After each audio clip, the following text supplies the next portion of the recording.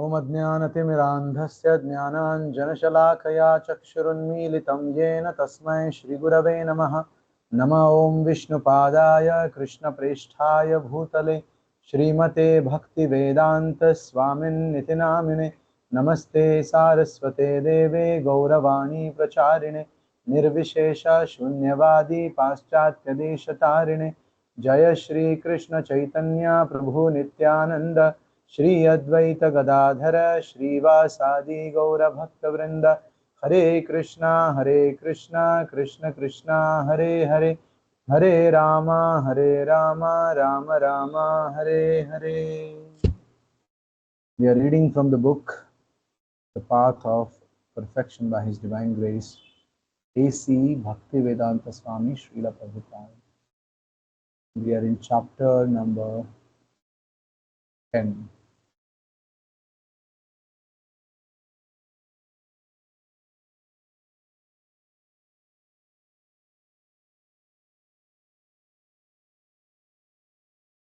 अव्यक्ताद् व्यक्तयः सर्वः प्रभवन्त्यः रागमे रात्र्यागमे प्रलीयन्ते तत्रैव व्यक्त संज्ञके। When Brahma's day is manifest, this multitude of living entities comes into being, and at the arrival of Brahma's night, they are all annihilated. Unless we go to the spiritual sky, there is no escaping this process of birth and death, creation and annihilation.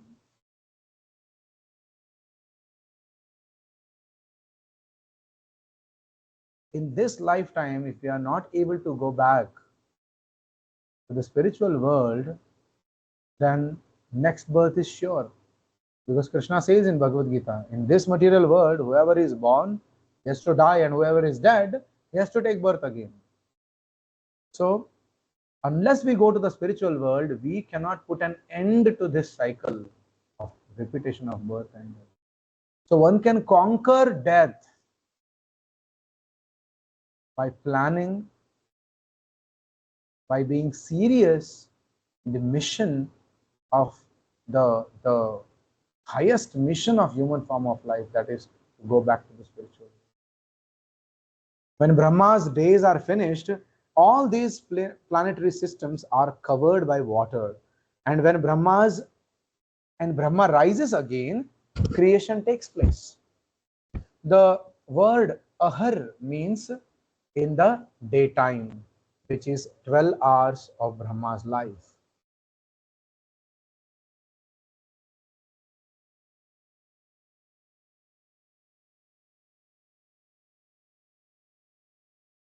During this time, this material manifestation, all these planets are seen, but when night comes, they are all merged in water. That is, they are annihilated. The word Ratriagame means at the fall of night. During this time, all these planets are invisible because they are inundated with water. This flux is the nature of the material world. भूतग्रामः स एवायं भूत्वा भूत्वा प्रलीयते रात्र्यागमे अवशः पार्थ प्रभवत्यः रागमे. भूत्वा भूत्वा प्रलीयते, again and again night comes and there is destruction, and again day comes and there is creation. Again and again the day comes and this host of beings is active, and again the night falls, O Partha, they are helplessly dissolved. Although we do not want devastation, devastation is inevitable. At night, everything is flooded, and when day appears, gradually the waters disappear. For instance, on this one planet, the surface is 3/4 covered with water. Gradually, land is emerging, and the day will come when there will be no longer water, but simply land. That is nature's process. परस्तस्मात्तु भावोऽन्यो व्यक्तो अव्यक्तात् सनातनः यः स सर्वेषु भूतेषु nasyatsu na vinashyati. Parastasmattu bhavonyo. Krishna first describes in this chapter, 8th chapter, about the creation, the dissolution, the days and nights of Brahma. And after explaining all these things about how temporary is this life in the material world, how temporary is material world itself, how temporary is the position of Brahma. After speaking all this, he speaks about what is beyond this material manifestation. Is there anything which is beyond creation and destruction? Is there anything which is never created and which is never annihilated?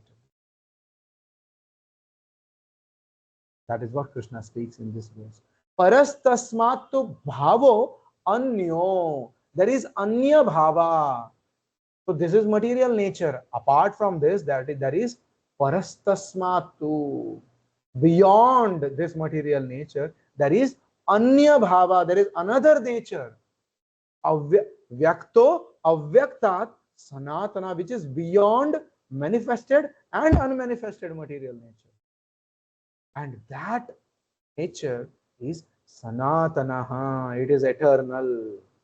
Yaha sa sarveshu bhuteshu nasyatsu. Yaha, in this material world, sarveshu bhuteshu, everything and every living entities, nasyatsu, they will be annihilated. But in the parastasmatu bhavo anyo, which is vyakto avyakta, which is sanatanaha, na vinashyati. There nothing gets destroyed, nobody gets annihilated. Yet there is another nature which is eternal and is transcendental to the manifested and non-manifested matter. It is the supreme and is never annihilated. When all in this world is annihilated, that part remains as it is. Right? So that part remains as it is. That means it is eternal. We cannot calculate the length and breadth of this universe. There are millions and millions of universes like this within this material world. And above this material world is the spiritual world, where the planets are all eternal. Life on those planets is also eternal. This material manifestation comprises only 1/4 of the entire creation. Ekam shena sthito jagat. Ekam shena means 1/4. 3/4 of the creation is beyond this material sky, which is covered like a ball. This covering extends millions and millions of miles, and only after penetrating that covering can one enter the spiritual sky. That is open sky, eternal sky. In this verse, it is stated, Parastasmattu bhavonyaha, yet there is another nature. The word bhava means another nature. We have experience only with this material nature, but from Bhagavad Gita, we understand that there is a spiritual nature that is transcendental and eternal. We actually belong to that spiritual nature because we are spirit. But presently, we are covered by this material body, and therefore we are a combination of the material and spiritual. Just as we can understand that we are a combination of both natures, we should understand also that there is a spiritual world beyond this material universe. Spiritual nature is called superior and material nature is called inferior. Because, because without spirit, matter cannot move. This cannot be understood by experimental knowledge. We may look at millions and millions of stars through telescopes, but we cannot approach what we are seeing. Similarly, our senses are so insufficient that we cannot approach an understanding of the spiritual nature. Being incapable, we should not try to understand God and His kingdom by experimental knowledge. Rather, we have to understand by hearing Bhagavad Gita. There is no other way. If we want to know who our father is, we simply have to believe our mother. We have no other way of knowing except by her. Similarly, in order to understand who God is and what his nature is, we have to accept the information given in Bhagavad Gita. There is no question of experimenting. Once we become advanced in Krishna consciousness, we will realize God and his nature. We can come to understand, yes, there is God and a spiritual kingdom, and I have to go there.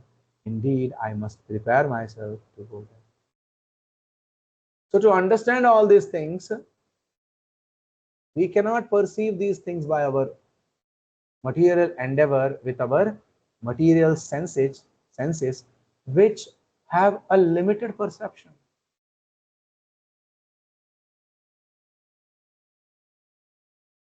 How can I see something which is beyond the range of Vibgyor, from violet to red? I cannot perceive any colors beyond it.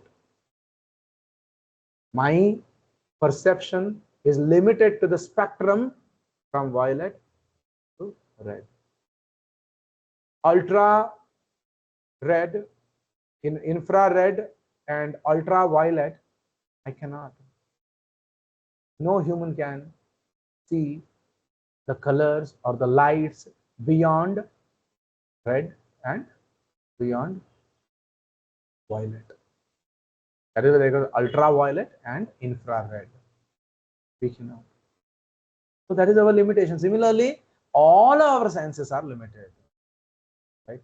Our tongue, our eyes, our ears, right?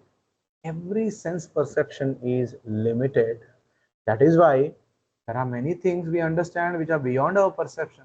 How can we understand them? Next comes the process of, this is the process of direct sense perception, right? This is called as pratyaksha pramana in Sanskrit. And then comes a little higher than that, that is called as experimental knowledge, right? That is called as anumana pramana, right? One creates thesis, some hypothesis, and some experiments, and through all those things, through mental speculation, right, he tries to understand what is true. But there also, even after doing all the experiments and all the speculation, ultimately we have to understand those things from our senses only, and senses themselves are imperfect. In such a case, how can we understand things beyond our sense perception by our senses or by our mental speculation? We cannot. So the second way of gaining knowledge also fails. Pratyaksha pramana fails, Anumana pramana fails. And now we are left with the third way of gaining knowledge, that is Shabda pramana. Hearing from the authorized person, hearing from the person who is coming in the parampara of the Creator, who is coming in the disciplic succession of the Supreme Lord himself, who is carrying the knowledge which is passed down by great sages, from so many ages. That knowledge is called as Shabda Pramana. Hearing from the right person, hearing from the authorized person, and accept that as true. In fact, in this material, what to speak of the spiritual matters, in this material world itself, we believe so many things based on only hearing, right? When the teacher taught us in our school, in the primary schools, 1 plus 1 is equal to 2, 2 plus 2 is equal to 4, 4 plus 4 is equal to 8, did we ever dare to ask our teacher why 1 plus 1 is equal to 2 only? Why 2 plus 2 is equal to 4 only? Why not 5? Never dare. Because the teacher is the authorized person to teach the students the authorized knowledge, right? When we hear from the news channels that there is some murder in some part of Bangalore, or there is some bomb blast in some part of Mumbai or Delhi or US, or there is war happening in the other part of the world, do we go and check there whether really the fights are going on? No. We accept the truth because it is coming from the authorized source, the authorized news channels. But when it comes to the spiritual matters, spiritual truths, we doubt each and every person. Of course, we have to analyze, we have to examine whether the source from where I am getting the knowledge, whether that source is authorized or not. We have to examine. But once we examine and accept one source, a spiritual master, right, with all examining that path, examining that spiritual master with all the ways possible, once you accept him, there is no way again to reject. If you reject, then again there is no way for you to understand the truth.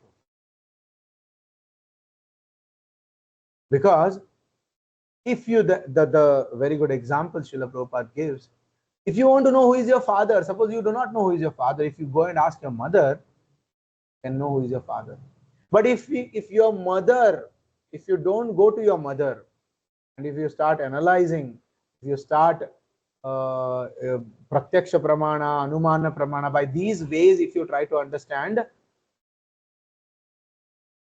who is God, who is my father, you will never be able to understand. Lifetimes will pass by, but you will not be able to understand father. But if you go to your mother and ask who is my father, whomever she shows her finger that he is your father, then yes, I should accept that he is my father. Because mother is the only authority who can tell me who is my father. Similarly, the spiritual masters coming in the parampara system, disciplic succession, can only tell me who is God. If I try by my own senses, I cannot understand. If I try by my own mental speculation, I cannot understand. But if I approach my authorized spiritual master, I can understand. Right? The word Vyakta means manifest. This material universe that we are seeing or partially seeing before us is manifest. At least at night we can see that stars are twinkling and that there are innumerable planets. But beyond this Vyakta is another nature called Avyakta, which is unmanifest. That is the spiritual nature, which is Sanatana, eternal. This material nature has a beginning and an end, but that spiritual nature has neither beginning nor end. This material sky is within the covering of the Mahatattva, matter. This matter is like a cloud. When there is a storm, it appears that the entire sky is covered with clouds. But actually, only an insignificant part of the sky is covered. Because we are very minute, if just a few hundred miles are covered, it appears that the entire sky is covered. Okay, this we have example, very common example. Whenever there is, during the rainy seasons especially, we see that the entire sky is cloudy, it is covered, right? But at the same time, you call another friend or a relative who is staying in Mumbai or Delhi or Chennai or Kolkata, call and ask whether your sky is also covered. If that part there is no rain, then yes, he will say, no, there is the sky is very clear. But for me, from here, it appears like the entire sky is covered with clouds. Right? But in reality, it is not. It is covered only few miles, and the sky is covered from my eyes. The sky itself is not covered entirely by the.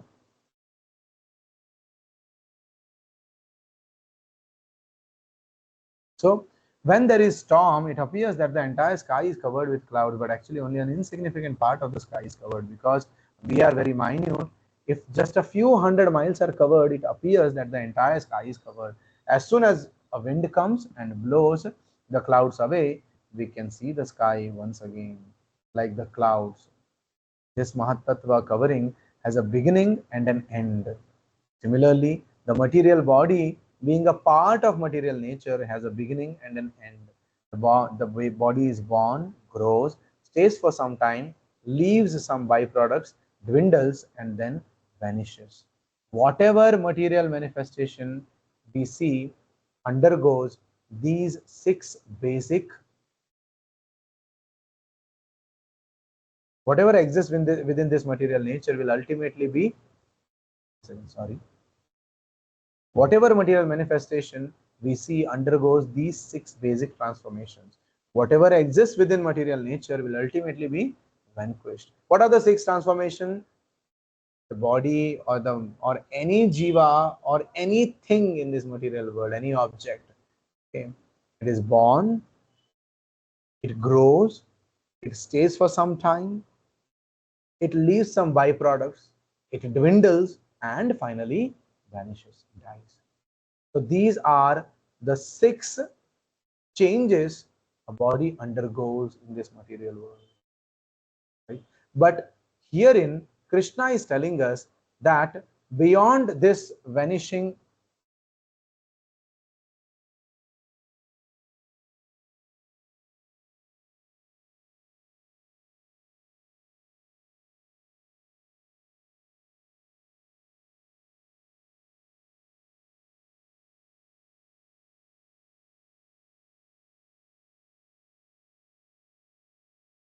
but herein Krishna is telling us that beyond this vanishing cloud-like material nature, there is a superior nature which is Sanatana, eternal. Yahasa sarveshu bhuteshu nasyatsu na vinashyati. When this material manifestation is annihilated, that spiritual sky remains. That is called avyakto avyaktat. In the second canto of Srimad Bhagavatam, we find a description of the spiritual sky and the people who live there. Its nature and features are also discussed. From this second canto, we understand that there are spiritual airplanes in the spiritual sky and that the living entities there who are all liberated travel like lightning on those planes throughout the spiritual sky. So the description of the spiritual world is given in the second canto of Srimad Bhagavatam. Right? What is the description? The people who live there, their nature and the features, right, are explained. So from this second canto, we understand that there are spiritual airplanes in the spiritual sky, right? So if you go near the airport, you see so many airplanes flying by, and sometimes there are accidents. Sometimes hundreds of people die. One aircraft crashes, minimum 100 to 200 people will die. But here you see there are spiritual skies, and that the living entities there who are all liberated travel like lightning on those planes throughout the spiritual sky. But there are no cases of accidents. Right? There are no cases of airplane crash, right? Because everything there in the spiritual world is eternal. Nothing dies, nothing is destroyed, nothing is annihilated. This material world is simply an imitation. Whatever we see here is simply a shadow of what exists there. The material world is like a cinema, wherein we see but an imitation or a shadow of the real thing that is existing. This material world is only a shadow. As stated in Srimad Bhagavatam 1.1.1, Yatra Trisargom Vrisham. Right? This material world is only a shadow. This illusory material world is a combination of matter. In store windows, we often see mannequins, right? What are mannequins? The models of man and woman. But no sane man thinks that these mannequins are real, right? Sometimes it so appears, suppose you are entering a garment shop, either side of the door, there will be these mannequins kept. And sometimes you misunderstand, a man, the mannequin of a man is kept with so well dressed with jeans pant or t-shirt or shirt that for a moment it appears like a person is standing. Similarly, a woman is so well dressed in a sari or a chudidar that it appears like a real woman is standing, right? So similarly, this material world is also designed in such a way that everything here looks real, but in fact, everything here is an imitation of the spiritual being, imitation of the spiritual bodies. All the bodies in this material world are imitation of the bodies in the spiritual world. Everything in this material world is an imitation of the things, eternal things present in the spiritual world. He can see that there are imitations, they are imitations. Similarly, whatever we see here may be beautiful, just as a mannequin may be beautiful, but it is simply an imitation of the real beauty found in the spiritual world. As Sridhar Swami says, Yat Satyataya Mithya Sargopi Satyavat Pratiyate. The spiritual world is real, and this unreal material manifestation only appears to be real, right? We must understand that reality will never be vanquished, and that is essence, that in essence reality means eternality. Therefore, material pleasure which is temporary is not actual. Real pleasure exists in Krishna. Consequently, those who are after the reality don't participate in this shadow pleasure. So, those who are after finding the reality of the world, finding the eternal truth, they don't go behind the imitation pleasure. They don't go behind the false pleasure. Thus, when everything in the material, that is why this is the reason why the great philosophers, not philosophers exactly, why the great devotees, great yogis, they are all detached from this material world, detached from the people of this material world, detached from the phenomena of this material world, detached from the ups and downs of this material world, detached from the relationships of this material world, detached from this material world itself. Why? Because they are not after the temporary material imitation pleasure. They are after the eternal pleasure.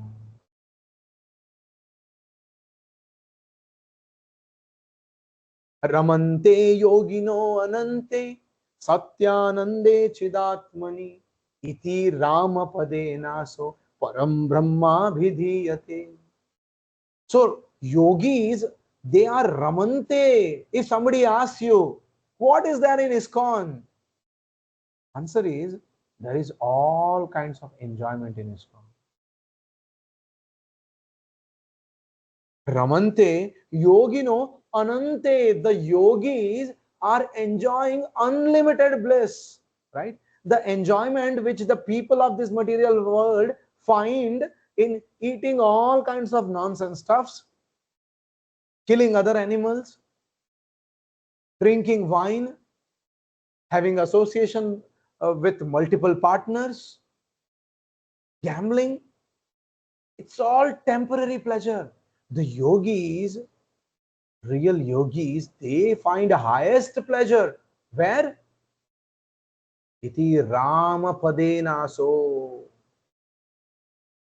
They find the pleasure in Rama. Who is Rama? Rama comes from the word Ramana, the supreme enjoyer. Param Brahma. He is the Param Brahma, the supreme absolute truth.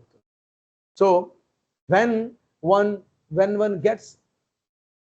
overcomes the attraction, the glamour of this material world, when one overcomes all the attractions, all the attachments of this material world, and still he gets attracted, still he gets attached to someone, that is Ram. That is the Param Brahma Bhidhiyate. Right? So this is the reason the yogis, the devotees, they're not interested in material life. They're not interested in material relationships. They're not interested in enjoying material sense gratification. Thus, when everything in this material world is annihilated, that spiritual nature remains eternally, and it is the purpose, of human life to reach that spiritual sky. Unfortunately, people are not aware of the reality of the spiritual sky. According to Srimad Bhagavatam, Nate viduh swartha gatim Vishnu durashaya ye bahirarthamanina. Nate viduh swartha gatim. People do not know that their self-interest is Vishnu, not material achievement. They do not know that the human life is meant for understanding spiritual reality, preparing oneself to be transferred to that reality. No one can remain here in this material world. All Vedic literatures instructs us in this way. Tamasima Jyotirgamaya. Come out of ignorance, come out of darkness, and establish yourself in light, in knowledge. Don't remain in the darkness, go to the light. According to the 15th chapter of Bhagavad Gita, na tadbhasayate suryo na shashanko na pavakah yad gatva na nivartante tadhama paramam mama. In that abode, in that spiritual planet, na tadbhasayate suryo, sun is not required for light in that planet. Na Shashanko, even moon is not required in that planet, in that world. Na Pavaka, nor electricity is required in that spiritual world for light. Yadgatva na nivartante. Anybody who goes there, he does not come back. Tadhama, that abode of mine, is the supreme of all spiritual planets. Tadhama paramam mama. That abode of mine is not illuminated by sun or moon, nor by electricity. One who reaches it never returns to this material world. This material world is dark by nature, and we are artificially illuminating it with electric lights, fire, and so on. In any case, its nature is dark, but the spiritual nature is full of light. When the sun is present, there is no darkness. When the sun is present, there is no darkness. Similarly, every planet in the spiritual sky is self-luminous. Therefore, there is no darkness, nor is there need of sun, moon, or electricity. The word Suryo means sun, Shashanko means moon, and Pavakaha means fire or electricity. So, these are not required in the spiritual sky for illumination. And again, Krishna herein says, Yadgatva nanivartante tadhama paramam mama. That is my supreme abode, and one who reaches it never returns to this material world. This is stated throughout Bhagavad Gita. Again in this chapter, in this 8th chapter, 8.21, Krishna says, Avyakto akshara ityuktas tamahuhu paramam gatim yam prapya nanivartante tadhama paramam mama. In the 8th chapter also, Krishna repeats the same thing, which he, of course, same thing he repeats in the 15th chapter, right? Yad gatva na nivartante tadhama paramam mama, yam prapya na nivartante tadhama paramam mama. Both are same. And that dham is avyakto, unmanifested. Akshara, it never falls down from its position. Ityuktas, it is so called. Tamahuhu paramam gatim. That is the supreme destination. That supreme abode is called unmanifested and infallible, and it is the supreme destination. When one goes there, he never comes back. That is my supreme abode. Again, the word avyakta, meaning unmanifest, is used. The word akshara means that which never annihilated, or that which is infallible. This means that since the supreme abode is eternal, it is not subject to the 6 transformations mentioned previously. Right? We mentioned the 6 transformations. The world itself, or the bodies, the world itself is a body, universal body, and the small bodies like human bodies, then other animals' bodies, they all undergo 6 changes. What are those? They are born, then they grow, they produce byproducts, they stay for some time, they dwindle, and they die. Because we are presently covered by a dress of material senses, we cannot see the spiritual world. and the spiritual nature is inconceivable for us. Yet we can feel that there is something spiritual present. Even a man completely ignorant of the spiritual nature can somehow feel its presence. The one need only analyze his body silently. What am I? Am I this finger? Am I this body? Am I this hair? No, I am not this, I am not that. I am something other than this body. I am something beyond this body. What is that? That is spiritual. This way, we can feel or sense the presence of spirituality within this matter. We can sense the absence of spirit when a body is dead, right? We witness someone dying, we can sense that something is leaving the body, although we do not have the eyes to see it. That something is spirit. Its presence in the body is explained in the very beginning of Bhagavad Gita. So, this explanation we'll understand in our next session. If you have any questions, please unmute yourself and go ahead.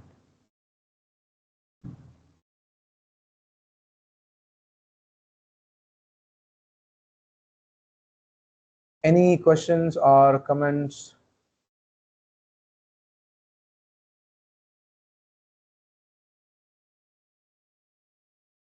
No questions, no comments. Thank you all for joining this session. Vishwaguru Srila Prabhupada ki jai. Nitai Gaur Premanande Hari Hari Bol.